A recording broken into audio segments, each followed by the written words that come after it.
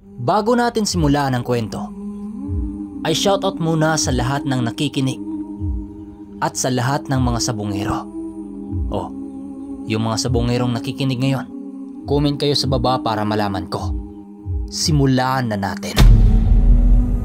At matapos umalis ang dalawang lalaki, ay agad na ding lumabas silang dalawa. Napapansin kasi nilang parami na ng parami ang mga taong umaaligid na alam nilang kanina pa sila nitong natutunugan. Dahil kasi sa mga nangyari sa loob pa lamang, nahahalata na sila sa parting yun. Halika na, Fidel. Aalis na tayo. Dahil nag-iba na ang simoy ng hangin. Tsaka may pagmamasiran tayo ngayon. Wika nito habang dali-daling kinuha ang kanyang mga gamit. Tika lang, Manong. Ngayong araw na ba natin sila susugurin? Wika nito.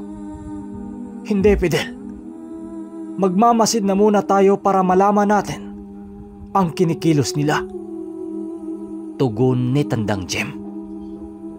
At agad na silang pumunta sa direksyon na itinuro ng mga kalalakihan kanina. Tumambay na muna sila sa medyo masukal at gubat na yon. Pagsapit ng gabi ay doon na sila kumilos. Ang ipinagtataka niya lamang ay nasa gitna ito ng kabayanan, ang sinasabing barangay ng mga aswang.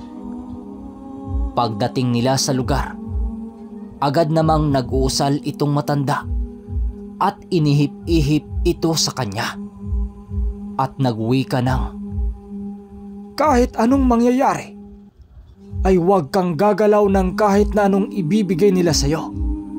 Maliwanag? Wika nito. Opo, Manong. Maliwanag po. Tugon niya dito. Agad silang tumuloy papasok sa lugar. Dito na muna tayo. Pakiramdaman mo ng maigi ang paligid, Fidel. Mapanganib ang mga taong ito, lalo na't gabi. Wika nito sa kanya. Ang ipinagtataka niya, bakit may mga bata sa lugar na yon? At naisipan niyang magtanong na naman kay Tandang Jem. Manong, pasensya na't masyado akong matanong ha. Bakit may mga bata sa baryong to? Tanong niya dito. Hindi lahat ng taong nakatira dito, Fidel, ay mga aswang. At yun ang ililigtas natin. Halika't mag-ikot muna tayo. Tugon pa ni Tandang Jem. At dahil na din sa bago niyang taglay, normal na matalas ang kanyang pandama. Napansin niyang may mga sumusunod sa kanila at inimulat naman niya ito kay Tandang Jem. Agad itong nagsalita ng, maghanda ka, Fidel. Mukhang mapapalaban tayo. Nang walang ano-ano, nang bigla siyang nakaramdam nang may papasugod sa kanila. Dali-dali siyang lumingon sabay bunot ng kanyang talibong at dali-dali niyang binanggit ang usal na nakaukit sa talim nito. Sabay unday saksak sa mga umatake sa kanila. Tinamaan niya ito at agad bumagsak sa lupa. Sunod-sunod na salakay ang kanilang natamo hanggang sa tuluyan na silang napaligiran. Manong, kailangan ko na yatang tawagin ang kaibigan ko. Wika niya kay Tandang Jem. Ha? Mukhang kailangan na nga natin ng saklolo. O siya, sige, tawagin mo na. Tugon nito sa kanya. At agad niyang tinawag sa isipan niya ang pangalan ng Baluraw. At walang ano-ano ay may kung anong malaking hayop ang tumakbo papunta sa kinaroroonan nilang dalawa. Manong, mukhang kailangan nating tumabi. Wika niya sa matanda. Oo nga, sa palagay ko kailangan natin. Tugon nito sa kanya. At saktong nakaiwas nga sila sa nilalang.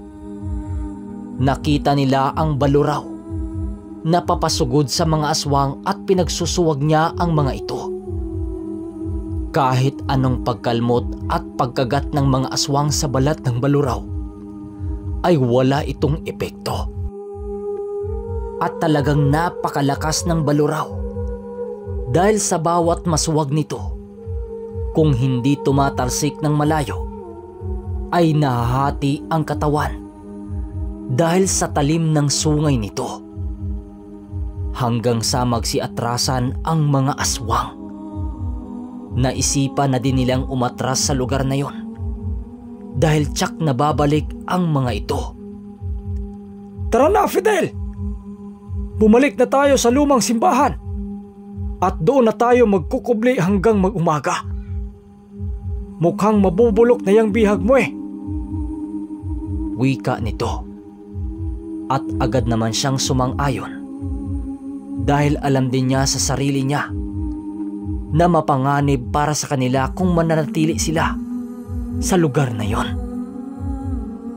Habang tumatakbo, ay nagtataka siya kay Tandang Jem.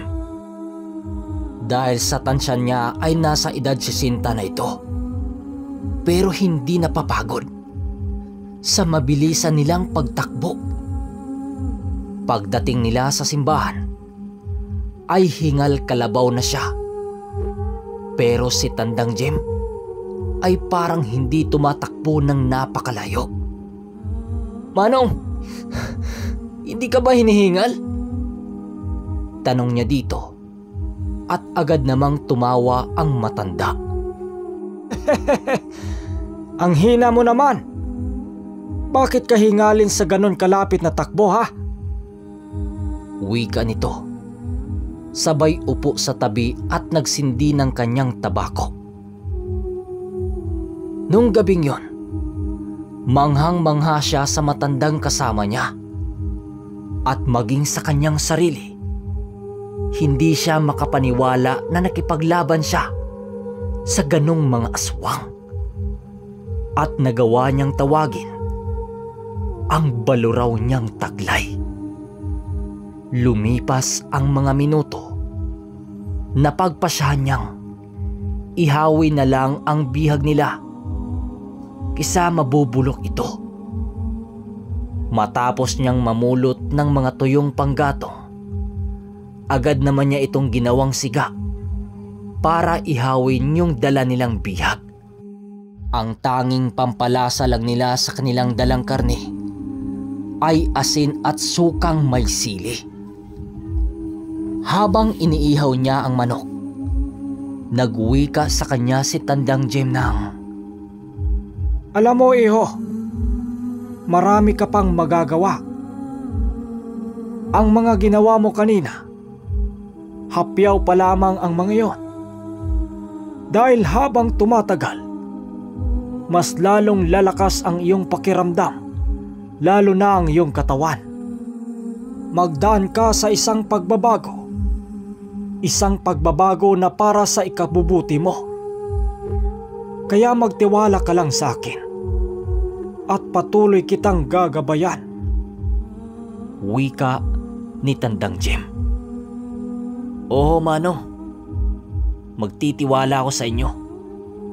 Dahil kayo ang nagligtas sa buhay ko eh. Tugon niya kay Tandang Jem. O siya, sunog na yung inihiyaw mo eh. Kunin mo na yan bago kainin ng apoy. Wika nito.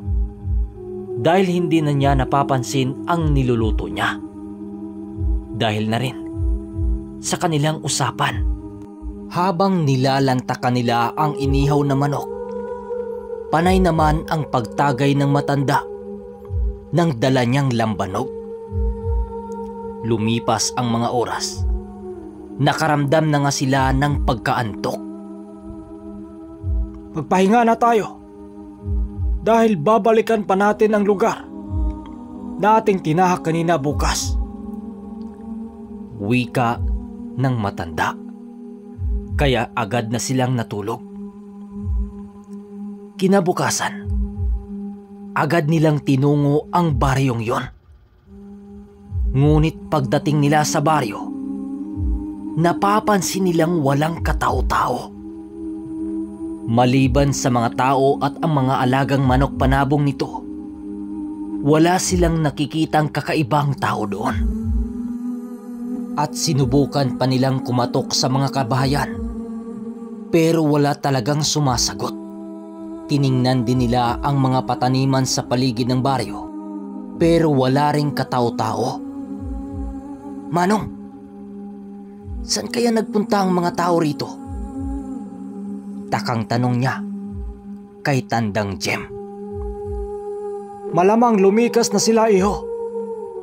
Dahil sa mga nangyayari kagabi, natutunugan nila na sinasalakay na sila at may nakakaalam ng kanilang sikreto. Tugon ng matanda. Dahil sa wala silang naabutan, nagpasya silang lisanin ang baryo. Habang naglalakad sila papalabas, may naamoy silang kakaibang amoy. Napakasakit nito sa sikmura. Para itong nabubulok na mga sibuyas na hinaluan ng dumi ng tao. Kaya agad siyang nagtatanong kay Tandang Jem kung naamoy ba niya iyon. Ngunit tumugon ito na wag raw niya yung pansinin. Pero habang papalabas sila ng baryo, ay lalong lumalakas ang amoy. Napalingon siya sa isang bahay na bukas ang pinto at nilapitan niya ito para mag-usisa. At laking gulat niya dahil dito pala nagmumula ang nakakasulasok na amoy. Tumambad sa kanila ang 3 katawan ng mga kalalakihan na wala ng buhay. Manong, mag-usisa ako sa labas ng bahay. Baka makakuha tayo ng mga kasagutan. Wika niya kay Tandang Jem na sumang-ayon naman sa kanyang gagawin. Pag-akyat niya sa 8 palapag ng bahay, may mga nakita siyang mga nagkalat na pira-pirasong laman loob ng tao.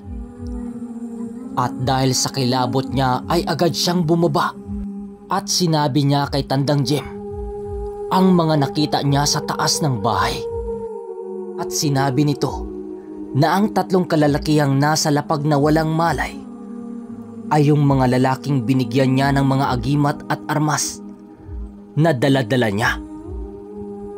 Malamang sa malamang, nalaman ng mga aswang na sila ang nagsumbong, kung kaya sinalakay nila ang bahay ng 3 kalalakihan. Matapos nilang magsaliksik sa lugar, agad na din silang tumulak palabas ng bayan. Manong, saan natin hahanapin ang mga aswang? Tanong niya sa matanda. Sa ngayon, ay makikiramdam na muna tayo sa mga nangyayari. Alam kong gaganti sila sa mga ginawa natin. Marami tayong napinsala sa kanila. Sagot nito. At nagpasya silang bumalik na muna ng kubo para makapaghanda. Madilim na nang papasok sila sa kubo. At nang pagpasok nila sa bakuran, ay biglang napahinto si Tandang Jem. Sandali lang, Fidel.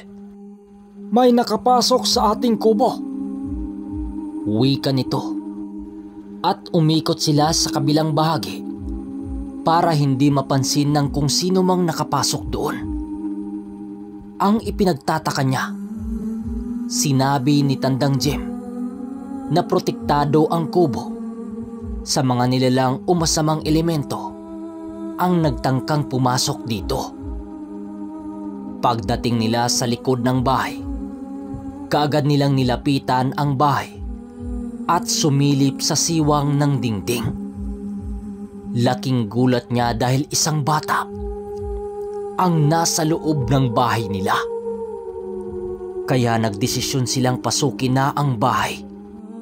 Pagpasok nila ay biglang nagsisisigaw ang bata dahil sa takot. Agad namang pinakalma ni Tandang Jim ang bata at inusisa ito. "To, anong ginawa mo dito sa gitna ng gubat?" Tanong nito sa bata.